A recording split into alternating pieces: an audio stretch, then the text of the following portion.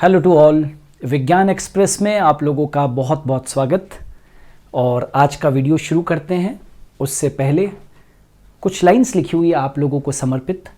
कांटों पर चलने वाले अपनी मंजिल पर जल्दी पहुंचते हैं क्योंकि कांटे कदमों की रफ्तार बढ़ा देते हैं, है ना। तो इसलिए कांटों पर चलने वाले अपनी मंजिल पर जल्दी पहुंचते हैं। बहुत लाइनों में बहुत मर्म है क्योंकि कांटे कदमों की रफ्तार बढ़ा देते हैं, है ना। सो आज का वीडियो शुरू करते हैं। Most important MCQs on year.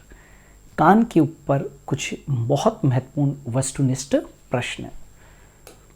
पहला प्रश्न है कि मध्य कर्ण तथा फेरिंक्स को जोड़ने वाली गुहा क्या कहलाती है। मतलब जो फेरिंक्स है, यहाँ पर फेरिंक्स है और यहाँ पर मध्य कर्ण होते हैं। मध्य कर्ण और फेरिंक्स के बीच में, यानी कि आपका जो मिडिल ईयर है और फेरिंक्स के बीच में दोनों को जोड़ने वाली एक ट्यूब होती है और उस ट्यूब को बोलते हैं अपने यूस्टेकिन ट्यूब। क्या बोलते हैं भाई? यूस्टेकिन। उस ट्यूब को क्या बोलते हैं? यूस्टेकिन ट्यूब बोलते हैं। Eustachian tube. तो the passage connecting middle ear with pharynx is called eustachian tube. कहाँ पर है? Cochlear tube? No. Vestibular tube? Tympanic canal? No. Eustachian tube, eustachian canal. तो passage connecting middle ear with pharynx, passage connecting middle ear with pharynx is called eustachian tube. मध्य कर्ण तथा pharynx को जोड़ने वाली गुहा कहलाती है यूस्टेकिन ट्यूब, यानी कि यूस्टेकियल कैनाल। पहले का आंसर फोर्थ है। नेक्स्ट, कॉर्टी का अंग पाया जाता है। जैसे कि मैं एक कॉक्लिया का डायग्राम बनाता हूँ। कॉक्लिया, कॉक्लिया जो होता है वो कहाँ पर मिलता है? इंटरनल ईयर के अंदर। और कॉक्लिया कैसी होती है वो मैं डायग्राम बना के बताता हूँ। ऐसे ये कॉक्लिया है, तो ये स्केला वेस्टिबुलाई, स्केला टिम्पेनाई, है ना। और जैसे स्केला मान लीजिए मीडिया। तो ये जो है वो यहाँ पर एक बेसिलर मेम्ब्रेन होती है। यहाँ पर एक बेसिलर मेम्ब्रेन होती है और इस बेसिलर मेम्ब्रेन के ऊपर एक ऑर्गन होता है, हियरिंग ऑर्गन होता है।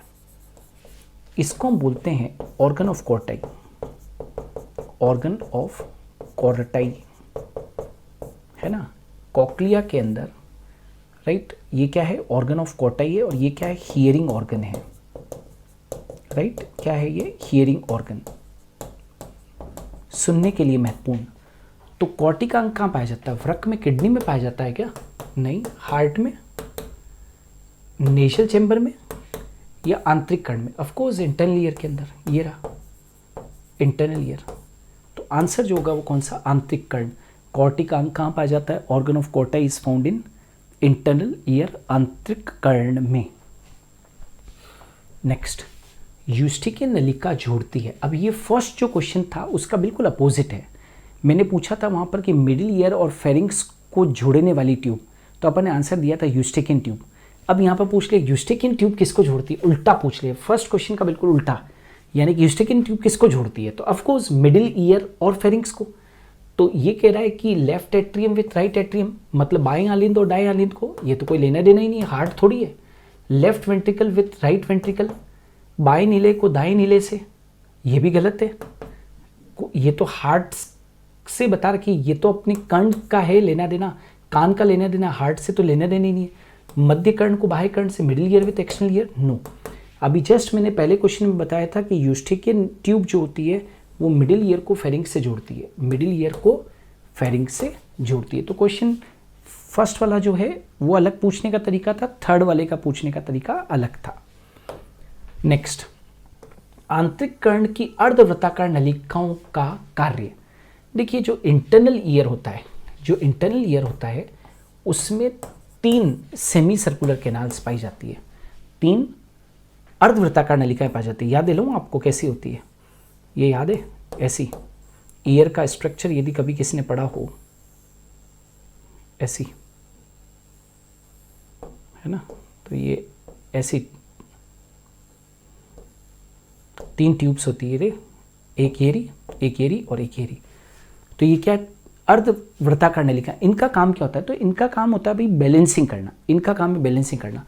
तो ये कह रहा है बैलेंसिंग और हियरिंग नहीं, हियरिंग उनका काम नहीं है, बैलेंसिंग तो है, तो फर्स्ट होगा नहीं। अधिक गति की ध्वनि तरंगे महसूस करना, to perceive sound vibration of high frequency, no, इनका काम अर्धवृत्ताकार नलिकाओं का काम सुनने से नहीं है, वो तो ऑर्गन ऑफ कॉर्टाई का काम है। शरीर के चलते समय संतुलन बनाए रखना, to maintain dynamic equilibrium of the body while walking, चलते समय, to maintain dynamic equilibrium of the body while walking, शरीर के चलते समय संतुलन बनाए रखना, यस, जब आप गति के अंदर होते हैं, मोशन के अंदर होते हैं, तब ये मेंटेन करता है। और ऑडिटरी तंत्रिका में ध्वनि तरंगों को प्रभावित करना, to transmit sound vibration to the auditory wave, to transmit the sound vibration to the auditory wave, नहीं, ऑडिटरी नर्व को तो वो ऑर्गन ऑफ कॉर्टाई से जाएगा, तो ये भी नहीं होगा। थर्ड वाला जो है वो आंसर है, it maintains the dynamic equilibrium of the body while walking, चलते समय शरीर का संतुलन बनाए रखना, चलते समय शरीर का संतुलन बनाए रखना, ये सेमी सर्कुलर कैनाल का रोल है, अर्धवृत्ताकार नलिकाओं का रोल है।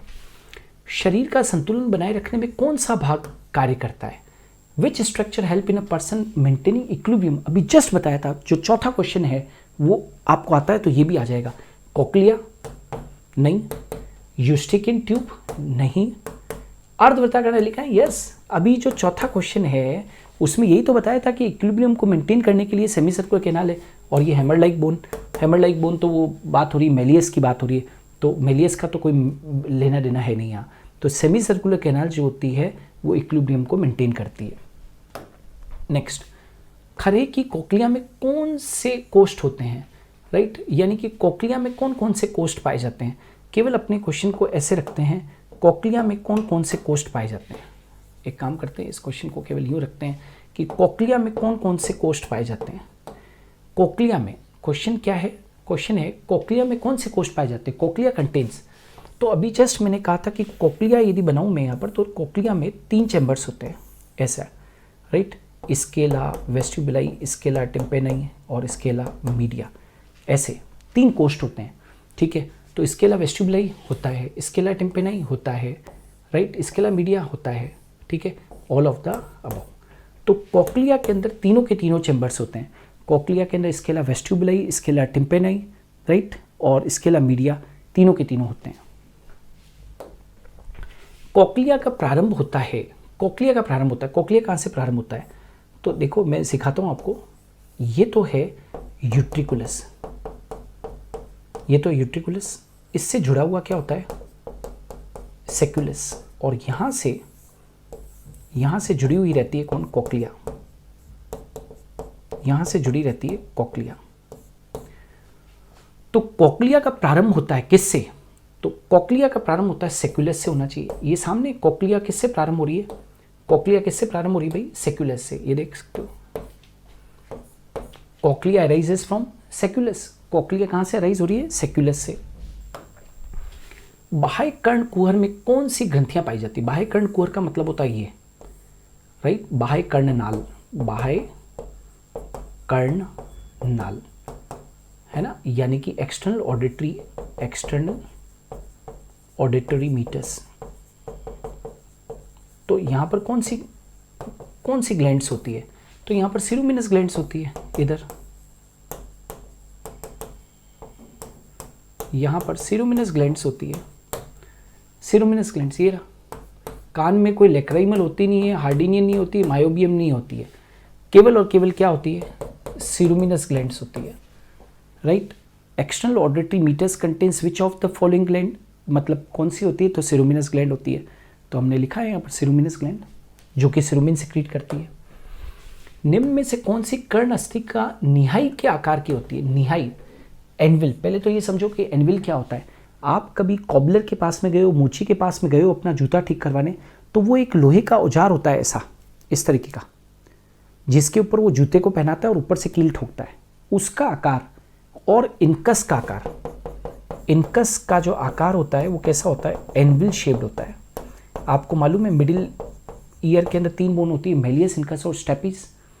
तो इनकस का जो शेप होता है वो एनविल शेप्ड होता है। तो बस वही पूछ रहा था कि कौन सा कर्ण अस्तिका का निहाई के आकार का, निहाई के आकार का किस में होता है, तो ऑफकोर्स इनकस में होता है। कहाँ पर ये इनकस, राइट, क्योंकि मेलियस तो अटोडिश की तरह होती है, और स्टेपीज जो होती है वो स्टीरअप होती है, घोड़े की रकाब की तरह होती है, स्टीरअप शेप्ड होती है। एनविल शेप जो होती है, निहाई के समान जो होती है, वो इनकस होती है।